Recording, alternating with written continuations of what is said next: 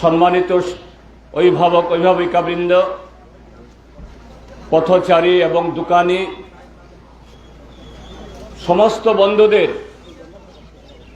আমি আমাদের পার্টি ভারতের কমিউনিস্ট পার্টি মার্ক্সবাদী এবং আমাদের প্রার্থী আপনাদের সকলেরই পরিচিত কৌশিক চন্দ্রের পক্ষ হয়ে অভিনন্দন, শুভেচ্ছা, নমস্কার এবং আদাব জানাচ্ছি। বন্ধুরা, আপনারা জানেন মাত্র 6 মাস আগে ত্রিপুরা রাজ্য বিধানসভার সাধারণ নির্বাচন হয়েছিল। যদি অন্য কোনো কারণে প্রার্থীরা সরে না যায় বা আসন শূন্য না হয়, তাহলে 5 বছর পর এই নির্বাচন হওয়ার কথা। আগামী 5 তারিখে এই সোনামুড়া মহকুমাতেই 2টি বিধানসভা কেন্দ্রের ভোট হচ্ছে। বক্সনগরে আপনারা জানেন আমাদের সেখানকার বিজয়ী প্রার্থী তথা যিনি বিধায়ক হয়েছিলেন, তার অকাল মৃত্যু হওয়ার কারণে এটা অনিবার্য হয়ে গেছে সে শূন্য আসন পূরণ করা। কিন্তু ধনপুরের ক্ষেত্রে তো এরকম কোনো ঘটনা হয়নি। এখানে শাসক দল ভারতীয় জনতা পার্টি যাকে প্রার্থী হয়েছিলেন, তিনি সুস্বাস্থ্যের অধিকারিণী, এখনো বহাল তবিয়তে দৌড়াচ্ছেন। তিনি আমাদের পশ্চিম ত্রিপুরা লোকসভা আসনের এমপি হওয়া সত্ত্বেও এবং এমপি হওয়ার সুবাদে ভারতবর্ষের কেন্দ্রীয় সরকারের একজন রাষ্ট্রমন্ত্রী থাকা সত্ত্বেও এখানে ভোটে দাঁড়িয়েছিলেন এবং শুধু ধনপুরের মানুষকে না, সারা ত্রিপুরা রাজ্যের মানুষকে শুনিয়েছেন। সারা দেশের মন্ত্রী, কেন্দ্রের মন্ত্রী, তারপরেও তিনি কেন বিধায়ক হচ্ছেন, মানুষকে শোনানো হয়েছিল তিনি ভারতীয় জনতা পার্টি যদি জিতে আসতে পারে, সংখ্যাগরিষ্ঠতা পায়, তাহলে তিনি মুখ্যমন্ত্রী হবেন। ধনপুর বিধানসভা কেন্দ্র থেকে সিপিআইএম 4 বারে মুখ্যমন্ত্রী দিয়েছেন। কাজেই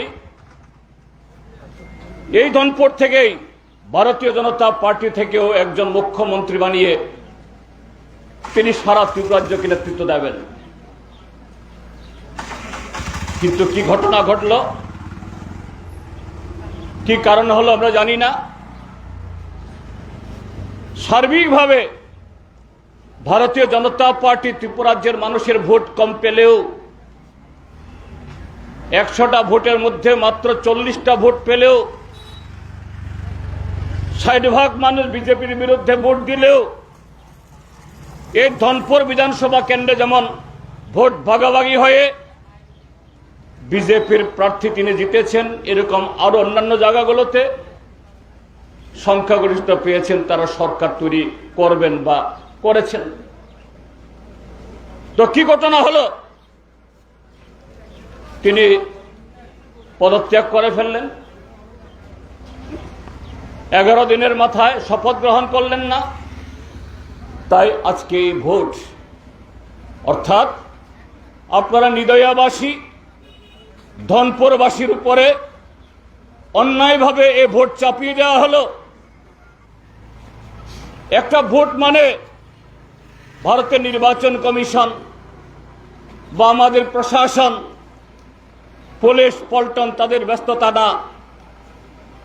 নির্বাচনের জন্য শুধু এটা রাজনৈতিক দলগুলো, এটা তাদেরই শুধু ব্যস্ত থাকতে হয় না। আপনারা যারা কৃষক, ক্ষেতমজুর, দোকানদার, সাধারণ মানুষ, ছাত্র, যুবক, তাদেরকেও এই নির্বাচনে অনেক সময় ব্যয় করতে হয়।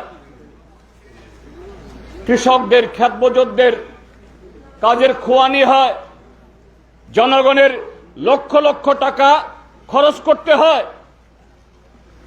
আজকে এই বিজেপি দলের, শুধু ব্যক্তির কথা বলছি না, বিজেপি দলের উচ্ছ্বাসার জন্য,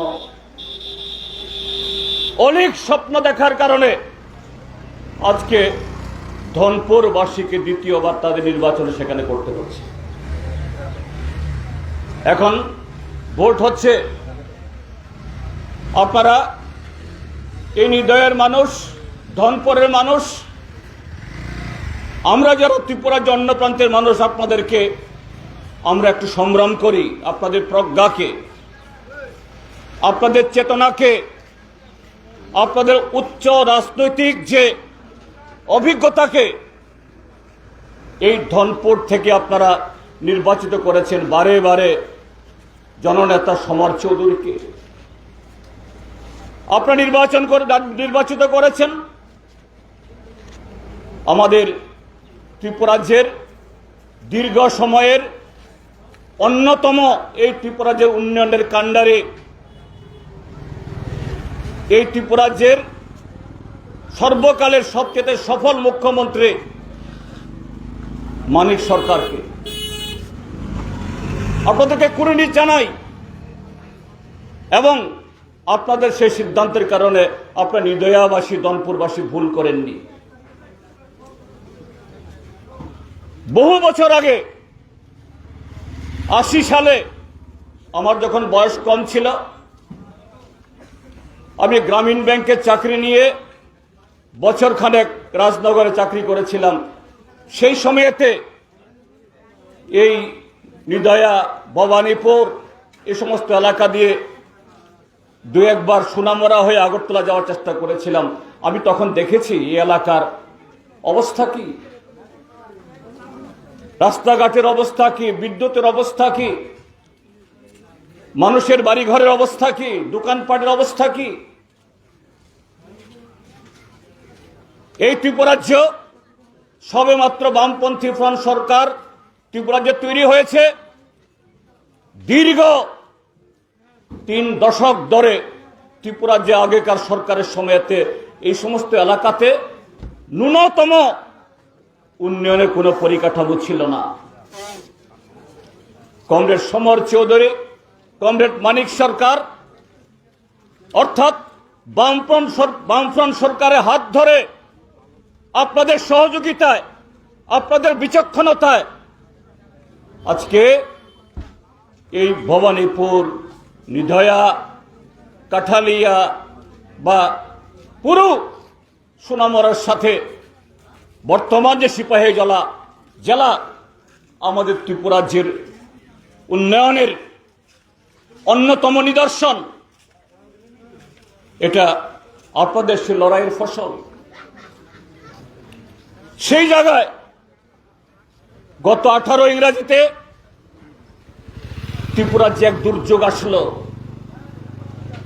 দিল্লিতে ভারতীয় জনতা পার্টি ক্ষমতা দখলের সুবাদে একটা প্রচার শুরু হয়ে গেল, সবকা সাথ, সবকা বিকাশ, সবকা বিশ্বাস। দিল্লি থেকে ভারতবর্ষের সর্বত্র আচ্ছে দিন আসবে। এই আচ্ছে দিনে অতীতের সমস্ত সরকার, কি বামফ্রন্ট বা অন্য সরকার, তাদের সমস্ত রেকর্ড চুরমার করে দিয়ে হৃদয়া, ভবানীপুর, ধনপুর একটা অন্যরকম মাত্রায় চলে যাবে। গত 18 ভোটে শত চেষ্টা করলেও ধনপুর তারা ছিনিয়ে নিতে পারেননি। কিন্তু ধনপুর ছিনিয়ে নিতে না পারলেও 299টা মিথ্যা প্রতিশ্রুতি, সে ভীষণ ডকুমেন্ট তার ফলশ্রুতিতে এ রাজ্যে বিজেপি আইপিএফটির জোট আসলো। ত্রিপুরার যে মানুষকে শোনানো হলো 3 বছরের মধ্যে ত্রিপুরা মডেল হয়ে যাবে, শ্রেষ্ঠ ত্রিপুরা হয়ে যাবে। এখানে রাস্তাঘাট, পানীয় জল, বিদ্যুৎ, রেলওয়ে, হাইওয়ে এমনভাবে ত্রিপুরার যে আনাচে কানাচে ছড়িয়ে যাবে, এই ত্রিপুরা হীরায় মরে ফেলবেন। ত্রিপুরার যে ঘরে ঘরে যুবক যুবতীদের চাকরি হবে, প্রথম বছরেই 50,000, তারপরে 4 বছরে আরো 6.5 লাখ চাকরি হবে,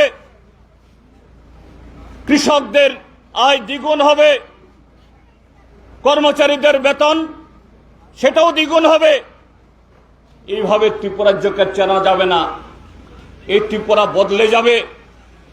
সোনামুড়া মহকুমা তো তার পরিবর্তন, এটা একেবারে চিন্তার বাইরে চলে যাবে। এখানে বঙ্গোপসাগর থেকে এখানে জাহাজ চলে আসবে, সোনামুড়াতে বড় বন্দর হবে।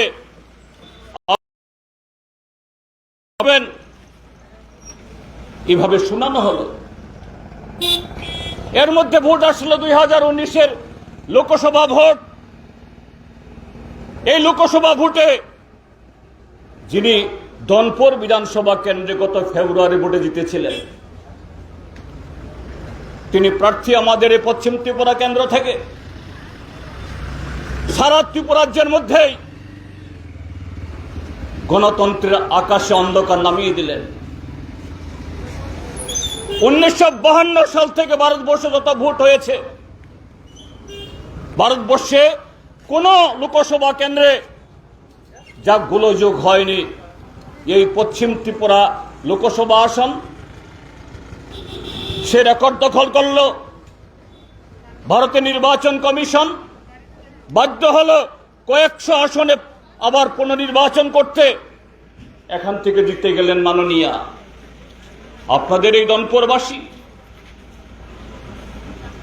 তিনি শুনালেন যে মানিক সরকার 5 বছর মুখ্যমন্ত্রী থেকে একটা ভালো হাসপাতাল করেনি, একটা কলেজ করেনি। তিনি এমপি হলে, এমপি না, তিনি কেন্দ্রের মন্ত্রী, রাজ্যের মন্ত্রী না, কেন্দ্রের মন্ত্রী হয়েছেন। তিনি এখানে কলেজ করবেন। দিল্লিতে ভারতবর্ষের যে শ্রেষ্ঠ সেরা হাসপাতাল এইমস, এই এইমসের শাখা খুলবেন এই ধনপুরে। বিজেপি আইপিএফটির জোট সরকার 5.5 বছর হয়ে গেল। 5 বছর অতিক্রান্ত করে ভোট ভাগাভাগির ফলে আবার 6 মাস ক্ষমতা এসেছে। এবং ধনপুরের মাননীয়া 2019, 20, 21, 22, 23 আজকে 4.5 বছর ধরে তিনি এমপি। তার মধ্যে প্রায় 3 বছর ধরে তিনি মন্ত্রী। কোথায় এইমস হসপিটাল, কোথায় কলেজ, কোথায় সে বঙ্গোপসাগরের জাহাজ? সোনামুড়াতে গত মিউনিসিপাল কাউন্সিলের নির্বাচনে বলছেন এত নাকি উন্নতি হবে, এখানে জাহাজ আসবে, কলকারখানা হবে, কাজেই সোনামুড়ার মানুষ অনেক পয়সাওয়ালা হবেন। তাদের গাড়ি ঘোড়া করে আসতে সময় লাগবে, সময় বাঁচাতে হবে। সোনামুড়াতেও বিমানবন্দর তৈরি করতে হবে। এখানকার মানুষ হেলিকপ্টার কিনবেন, ছোট বিমান কিনবেন।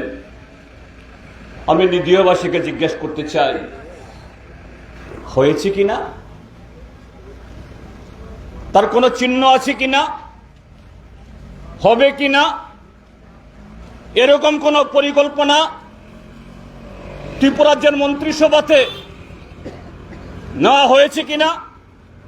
ত্রিপুরা রাজ্যের বিধানসভাতে এই যে বাজেট অধিবেশন হয়ে গেল, এই বাজেট অধিবেশন উত্থাপিত হয়েছে কিনা, বা এই সিপাহীজলার যে জেলা পরিষদ, পঞ্চায়েত সমিতি, এসবের জন্য কোনো এইমস হসপিটাল, কলেজ, বিমানবন্দর, জাহাজের বন্দর, নির্বাচনের সময় যে মানুষকে শোনানো হয়েছিল, এগুলো হয়েছে কিনা? কিচ্ছু হয়নি। এবং আপনাদেরকে বলতে চাই, নির্দয়বাসীকে বলতে চাই, আপনারা আপনাদের এই এলাকা হোক বা গোটা দনপুর বিধানসভা কেন্দ্র হোক, এই বিধানসভা কেন্দ্রে যে রাস্তা ঘাট, পানীয় জল, বিদ্যুৎ, সেচ, স্কুল, বালুয়ারি, হাসপাতাল, শ্রদ্ধেয় কমরেড সমর চৌধুরী, মানিক সরকারের হাত ধরে যেগুলো হয়েছে, গত 5.5 বছরে নতুন করে শুধু পুরনো বিল্ডিংয়ে কিছু রং লাগিয়ে সাইনবোর্ড পাল্টানো ছাড়া, নতুন নাম লিখে দেওয়া ছাড়া কিছু হয়েছে কি? উন্নয়ন যদি ঘটাতে হয়, কৃষির ক্ষেত্রে সেচের প্রয়োজন, নতুন নতুন সারের জন্য কাউন্টারের প্রয়োজন,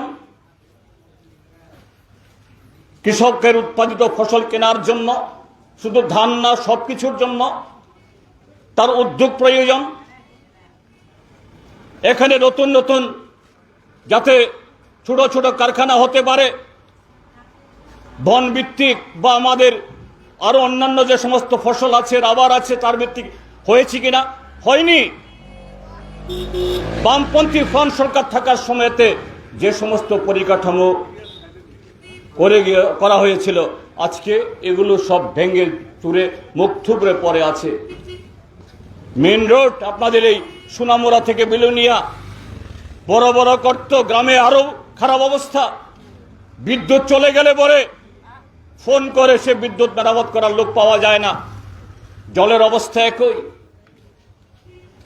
গ্রামীণ যুবক যারা, এই গ্রামীণ মানুষ যারা রেগায় কাজ করেন, বলা হয়েছিল 100 দিনের জায়গাতে প্রথম মন্ত্রিসভা থেকে 200 দিনের কাজের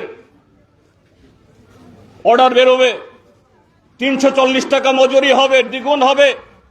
কোথায় গেল? গত 5.5 বছরে আপনাদের নিদয় এলাকাতে বলুন, যারা বিরোধী দল করে, ঠিক আছে, বিরোধী দল করে তাদের কাজ পাওয়ার, চাকরি পাওয়ার অধিকার নাই। আপনারা যারা মনে প্রাণে ভালোবেসে ভারতীয় জনতা পার্টির জন্য কাজ করেছেন, ভোট দিয়েছেন, দিদির পেছনে হেঁটেছেন, তার কথা বিশ্বাস করেছেন, তাদের হাতে, তাদের ঘরে কয়টা অফার এসেছে? রাজ্যের অফারও আসেনি, কেন্দ্রের অফারও আসেনি, কোন জায়গার অফার সেখানে আসেনি। তাহলে গত 5.5 বছর কি করেছে? গত 5.5 বছর ত্রিপুরাজ্যের উন্নয়নের সবচেয়ে বড় হাতিয়ার হলো গণতান্ত্রিক অধিকার। শুধু শাসক দলকে যারা সমর্থন করে তারা না,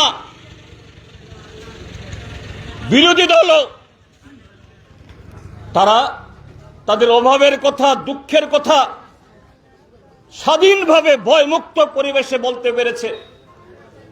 সরকার যদি কথা না শুনে, কোন বুথে, কোন গ্রাম সভাতে সরকারের বিরুদ্ধে ভোট দিয়ে, এই যে 2013 ইংরাজির বিধানসভা নির্বাচন, আমাদের প্রার্থী ছিল মানিক সরকার, তিনি জিতেছেন যদিও, কিন্তু সমতল কিছু এলাকাতে ভোট কম পেয়েছেন। কেন? মানিক সরকারকে এই গণতান্ত্রিক অধিকার প্রয়োগ করার মধ্য দিয়েই এই সোনামুড়াবাসী বুঝিয়েছেন যে না, আমাদের দিকে আরো বেশি নজর দেওয়া দরকার, আরো বেশি কাজ দেওয়া দরকার। তার জন্য যারা যে সমস্ত বুথে, যে সমস্ত এই পঞ্চায়েতে সেদিন সিপিএমকে ভোট কম দিয়েছিলেন, সেখানে কি বলতে পারেন কারো বাড়িতে আগুন লেগেছে? কেউ বলতে পারেন সে পাড়ার লোকরা রেগার কাছ থেকে বঞ্চিত হয়েছেন। কেউ বলতে পারেন সে এলাকার মানুষের দোকান লুট করা হয়েছে, বিরোধী দলের পার্টি অফিস বন্ধ করে দেওয়া হয়েছে, বুলডোজার দিয়ে ভেঙে দেওয়া হয়েছে। হয়নি, কখনো হয়নি। কংগ্রেস দলের অফিস ছিল, ভারতীয় জনতা পার্টি তৈরি হলো, তাদের অফিসও ছিল। নির্বাচনের সময় তাদের বুথ খুলেছে, তারাও মিছিল করেছে, মিটিং করেছে, জনসভা করেছে। কোনদিন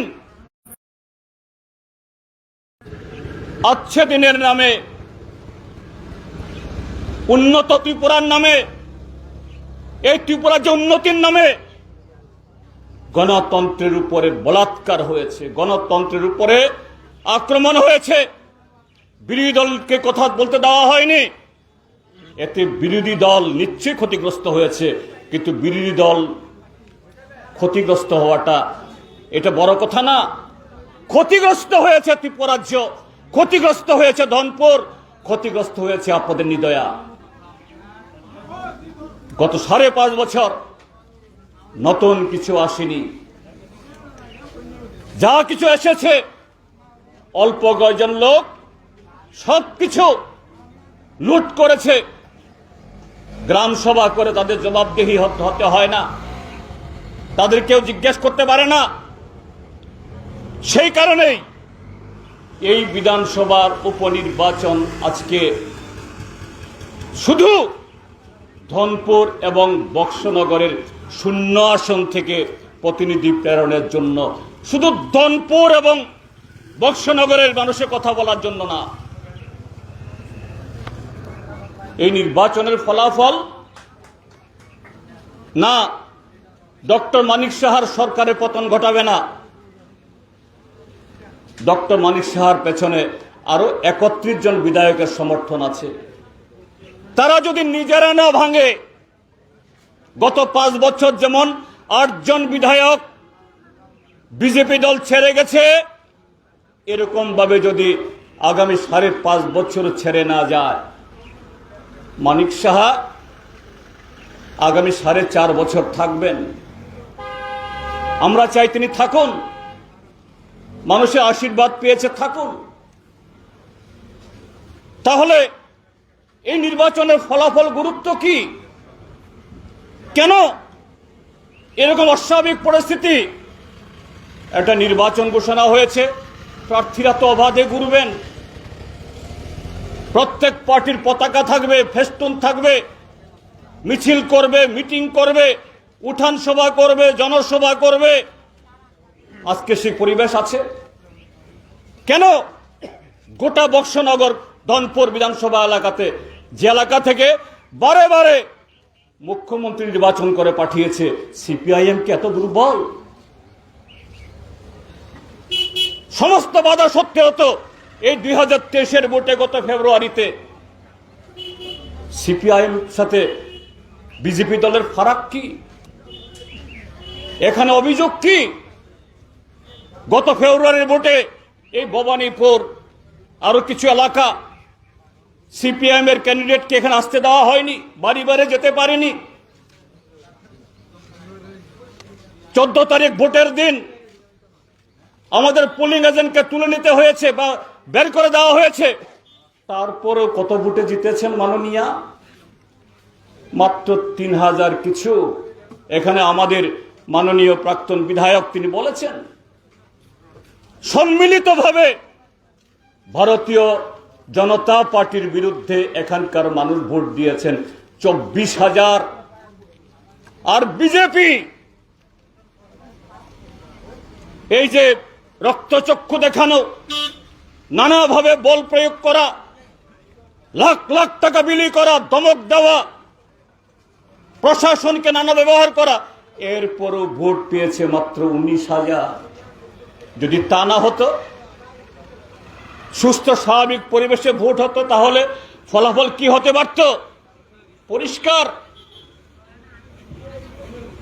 সেই জায়গায় যে ত্রিপুরাজ্যের মানুষ গত 5.5 বছরে এই ভারতীয় জনতা পার্টির সরকারের দুর্বিনীত তাদের যে চেহারা, জনবিরোধী চেহারা, তাদের উদ্ধত্তপনা, গণতন্ত্রকে অশ্রদ্ধা করা, মানুষকে অশ্রদ্ধা করা, তার বিরুদ্ধে সম্মিলিত রায় দিয়েছে গত বিধানসভা। কিন্তু ভারতীয় জনতা পার্টি শিক্ষা নিয়েছে,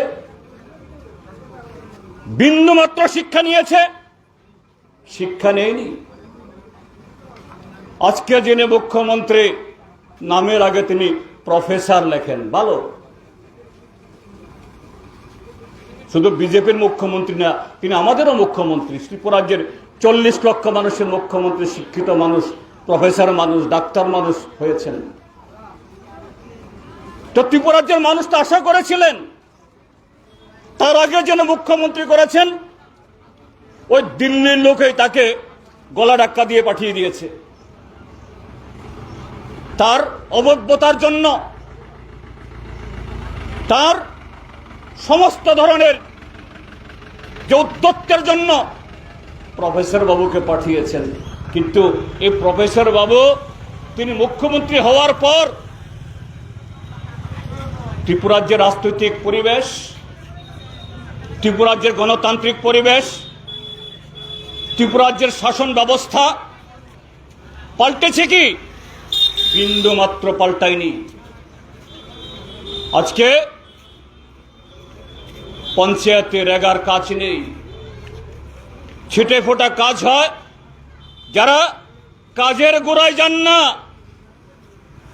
তাদের অ্যাকাউন্টে 80 দিন 90 দিনের টাকা জমা পড়ে। আর যারা কোদাল নিয়ে, দা নিয়ে পরিশ্রম করেন, গরিব মানুষ, মহিলা, এদের নামে 30-40 দিনে হয় না, পুরো মজুরি তারা পান না। আপনারা যারা কৃষক, ক্ষেত মজুর, ছোট কৃষক বা বর্গা চাষী,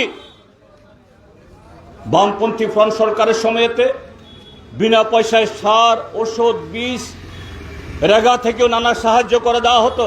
আজকে হয় কি? হচ্ছে কি? কিছুই নেই। শুধু ওই মণ্ডলের লোক লিখে দেবেন কারোর নাম, তাদের নামেই যাবে। তাদের জমি থাকলেও পাবে, না থাকলেও পাবে। আপনি বিএলডব্লিউ সেন্টারে গেলে পরে খালি হাতে ফিরতে হবে। বলা হচ্ছে 2000 টাকা করে আমরা দিয়েছি, প্রতিশ্রুতি পালন করেছি। হ্যাঁ, করেছেন। কবে করেছেন?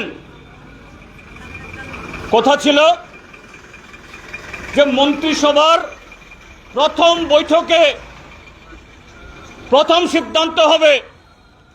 বামপন্থী ফ্রন্ট সরকার থাকার সময়তে গত মার্চ 2018 ইংরেজিতে 4,35,000 এই রাজ্যের মানুষ, দুস্থ মানুষ, তারা ভাতা বেতন তারা সরকারের প্রথম মন্ত্রিসভা থেকে পাবেন।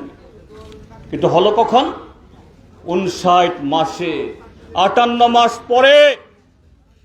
এই 58 মাসে মুষ্টিমেয় লোক, আপনাদের এই ভবানীপুর নিদয়ার মুষ্টিমেয় লোক, মণ্ডলের নেতার ইত্যাদি হওয়ার সুবাদে লাখ লাখ কোটি কোটি টাকার মালিক, যাদের একটা ভাঙ্গা সাইকেল ছিল না, 20-25 লাখ টাকার গাড়ি চড়ে। শুধু নিদয়ায় বাড়ি না, আগরতলাতে বাড়ি কিনেছে, জায়গা কিনেছে। হ্যাঁ, সৎ পথে ইনকাম করে যদি কেউ করে, আমাদের বলার কিছু না, আপত্তি থাকার কথা না। কিন্তু তাদের ইনকাম হলো, তাদের বাড়িঘর দালান হলো, গাড়ি ঘোড়া হলো, ব্যাংক ব্যালেন্স হলো। আপনার কেন হলো না? গরিব মানুষের কেন হলো না? কেন 58 মাস বাদে 2000 টাকা দেওয়া হলো? এবং আজকে এই নতুন সরকার আসার পর 3 মাস 4 মাস যায়, 2000 টাকার ভাতা কোথায়? ভাতা পাচ্ছে না, এত নিয়মিত। যেখানে বামফ্রন্ট সরকারের সময়তে 4,35,000 লোক ভাতা পেত, এখন সেই জায়গায় নেমে এসছে 3.25 লক্ষ। বাকি 1.25 লক্ষ লোক যারা ভাতা পেতেন, তারা কোথায় গেল? সেই জায়গায় কেন এই সময়তে আপনাদের ঘরের অনেক লোক 60 বছর পূর্তি হয়েছে, এদের নাম যুক্ত করা হলো না? কাউকে জিজ্ঞেস করতে পারবেন? মাননীয়াকে প্রশ্ন করতে পারবেন? আপনাদের এখানে যারা এই গত পঞ্চায়েত নির্বাচনে জবরদস্তি করে যারা মেম্বার হয়েছে, প্রধান হয়েছে, চেয়ারম্যান হয়েছে বলতে পারেন? কেউ জবাব দেবে না। নতুন করে সরকারে আসার পর আবার উদ্যোক্তাপনা, যারা বিজেপিকে ভোট দেয়নি তাদের বাড়িঘর জ্বালিয়ে দাও, দোকানপাট ঘুরিয়ে দাও, লাখ লাখ টাকা কিছু লোককে দিতে পারলে পরে দোকান খুলতে পারবে, বাজারে উঠতে পারবে, না হলে পারবে না। কোন দেশের আইন এগুলো? ভোট তো আগেও হয়েছিল। এটা কোন আইন, কোন গণতন্ত্র, কোন সংবিধান চলছে? কাজী বন্ধুরা, এই নির্বাচনে সরকার পাল্টাবে না। বিজেপির ভয় পাওয়ার কোনো কারণ নেই। বিজেপির 31 এবং আইপিএফটির একজন বিধায়ক 32 জন আছেন, থাকুন তারা। গত 5 বছরের মতো ওই দল ছেড়ে না যাক। কিন্তু এই দুইটা উপনির্বাচন থেকে আমরা যদি বিরোধীদের পাঠাতে পারি,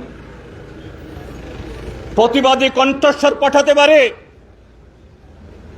বিধানসভায় গিয়ে তারা গলা চড়াবে, আওয়াজ তুলবে, কেন রেগায় কাজ নেই, কেন ভাতা নিয়মিত না, কেন বেকার যুবকদের চাকরি নেই, কেন কৃষকদের সুবিধা নেই, কেন রাস্তা মেরামত হয় না, পানীয় জলের লাইন মেরামত হয় না, কেন? যদি কোনো লোক অপরাধ করে, আইন ভাঙে, তার জন্য থানা আছে, পুলিশ আছে, এরা অ্যারেস্ট করবে, তারা বিচার করবে, তারা জেলে ঢুকাবে। কিন্তু আজকে তো থানা পুলিশের কোনো কাজ নাই, তাদের তটস্থ থাকতে হয়। আপনাদের যাত্রাপুর থানাতে একজন দারোগা বাবু গঙ্গা কুমার রাঙ্খল, তিনি যারা গাঁজা পাচারকারীকে ধরতে চেয়েছিলেন, এই গঙ্গা রাঙ্খলকে গাড়ি ধাক্কা দিয়ে মেরে ফেলল। দারোগা বাবু, পুলিশ বাবু বিচার পায় না। আপনারা হয়তো বলবেন না, মুখ খুলে বলার কারোর ক্ষমতা নেই, সুযোগ নেই। কারা এগুলি করিয়েছে? গঙ্গা রাঙ্খলকে কে খুন করেছে? সোনামরার লোক আলবৎ জানে, কিন্তু বলার সুযোগ নেই। আপনারা কি চেয়েছিলেন এরকম রাজত্ব? এই রাজত্ব কেউ চায়নি। এটা অরাজকতা, মগের মুল্লুক, এটা চলতে পারে না। কাজে এটা বন্ধ করার জন্য আজকে আমরা সিপিআইএম না, গোটা বিরোধী পক্ষ এক কাট্টা। গত বিধানসভা ভোটে ত্রিপুরা মথার প্রার্থী অমিয় নোয়াতিয়া 8,600 ভোট পেয়েছিল। এই 8,600 ভোট না কাটলে মাননীয়া এখানে 3,000 ভোটে হারতেন। কেন্দ্রীয় মন্ত্রী 3,000 ভোটে হারতেন। আজকে অমিয় নোয়াতিয়ারা ত্রিপুরা মথা বলছেন, আমরা যেহেতু পাপ করেছি, আমাদের মতো করে, আমাদের ভুলে ধনপুর বিধানসভা কেন্দ্র গতবার হাতছাড়া হয়ে গেছিল, এটা যাতে না হয় এই প্রায়শ্চিত্ত আমরা করব। কংগ্রেস গত ফেব্রুয়ারিও তাদের প্রার্থী দেয়নি, এবারও দেয়নি। কাজে হিসাব বুঝুন। কাজে ভারতীয় জনতা পার্টি তারা বুঝতে পারছে অঙ্কের হিসাব। কোন অঙ্কের হিসাবে যোগ বিয়োগ করে জিততে পারে না। এখন টাকা বিলোচ্ছে, মন্ত্রীরা সারি বিলোচ্ছে, ওই ধমক দিচ্ছে। আপনাদের কি বলবো, আপনারা অত্যন্ত অভিজ্ঞ, অতীতে এরকম বহু পরিস্থিতি মোকাবেলা করে এসছেন। এই সুনামরা 2টি বিধানসভা কেন্দ্র ঘুরে গত কদিনে আমরা বুঝতে পেরেছি। আমি রাজনীতি করি আজকে প্রায় 45 বছর। মানুষের চেহারা দেখলে বুঝতে পারি তার মনের ভিতরে কি আছে, কথা বলতে হয় না। আমি জানি আপনার হৃদয়ের মানুষ, ভবানীপুরের মানুষ খুবই ফুঁসছেন, প্রতিশোধ নেওয়ার জন্য ফুঁসছেন। প্রতিশোধ মানে মাথায় বাড়ি দেওয়া না, কারো বাড়ি জ্বালিয়ে দেওয়া না। গণতান্ত্রিকভাবে এই যে গত 5.5 বছর ত্রিপুরা রাজ্যকে ঠকানো হয়েছে, তার প্রতিশোধ। এখানে মাননীয়া তিনি মুখ্যমন্ত্রী হবেন, তিনি কেন্দ্রীয় মন্ত্রী হবেন, স্বপ্ন দেখাচ্ছেন। তার জবাব চাওয়া যে তৈরি হচ্ছেন আমরা জানি। কাজে আগামী 5 তারিখ ভোরে ভোরে গিয়ে চুপ যে একসাথে গিয়ে আপনাদের সুচিন্তিত রায় দিন। অনেক কথা বলবে, গত 5.5 বছর একটা কথা না বললেও এখন এসে বলবে চাচা ভাই, কাকা জেঠা ভাইধন, অনেক কিছু বলবে, কিন্তু ভোট শেষ হয়ে গেলে পরে এরা ফিরে তাকাবে না, তাকায়নি গত 5.5 বছর। কাজে আমাদের প্রার্থী কমরেড কৌশিক চন্দ্র, কমরেড মানিক সরকার আমাদের প্রার্থী ছিলেন আপনাদের এখান থেকে, 5 বার আপনারা জিতিয়ে পাঠিয়েছেন। আমরা গত ফেব্রুয়ারির ভোটেও কমরেড মানিক সরকারকে বলেছিলাম আবার প্রতিদ্বন্দ্বিতা করার জন্য। তিনি বলেছেন আমার বয়স হয়েছে, এই কেন্দ্র থেকে 5 বার আমি জিতেছি, মুখ্যমন্ত্রী দায়িত্ব পালন করেছি, নতুন মুখকে, নতুন যুবককে, নতুন রক্তকে দায়িত্ব দেওয়া দরকার। তিনি স্বেচ্ছায় ছেড়ে দিয়েছেন। আমরা একজন তরতাজা যুবক, যার পরিবার গণতান্ত্রিক আন্দোলনকে শক্তিশালী করতে গিয়ে জীবন আত্মাহুতি দিয়েছেন। তার পুত্র কৌশিক চন্দ্র আপনাদের পরিচিত। মানুষের কথা বলতে গিয়েই গত 5 বছরে বারে বারে তিনি আক্রান্ত, তারপরে লাল ঝান্ডা ছাড়েননি। এখানেই তার যোগ্যতা, তার মানসিকতা, এটা প্রমাণিত যে মানুষের ভালো ছাড়া, হিত ছাড়া, অন্যায় বিরুদ্ধে কথা ছাড়া, বলা ছাড়া তার আর কোনো নেই। প্রয়োজনে জীবনকে বাজি ধরেছেন। কাজে এই নির্বাচনে আপনাদের সমর্থন তিনি পাবেন, আপনাদের আশীর্বাদ পাবেন, দোয়া পাবেন, এবং এইভাবেই ত্রিপুরাজ্যের বর্তমান দুর্বিনীত জনবিরোধী অহংকারী এই সরকারের যাবতীয় উদ্যত্তপনার দাঁত ভেঙে দেওয়ার জন্য এই বিধানসভা নির্বাচনকে 40 লক্ষ মানুষের হয়ে আপনারা ভোট দেবেন। শুধু দনপুরের ভোট না, মনে রাখুন এই ভোট ত্রিপুরাজ্যের 40 লক্ষ মানুষের হিতের ভোট, 40 লক্ষ মানুষের ভাগ্য পরিবর্তনের ভোট, যাতে সরকার তার জনবিরোধী নীতি পাল্টাতে বাধ্য হয়। সেই পাল্টাতে বাধ্য করার জন্য এই 2টি বিধানসভা কেন্দ্র থেকে আপনারা কাছি হাতে তারকা চিহ্নে ভোট দিয়ে পাঠাবেন। এই আহ্বান রেখে আবারও সকলকে অভিনন্দন, নমস্কার এবং আদাব জানিয়ে আমার বক্তব্য শেষ করছি। ইনকালাব জিন্দাবাদ।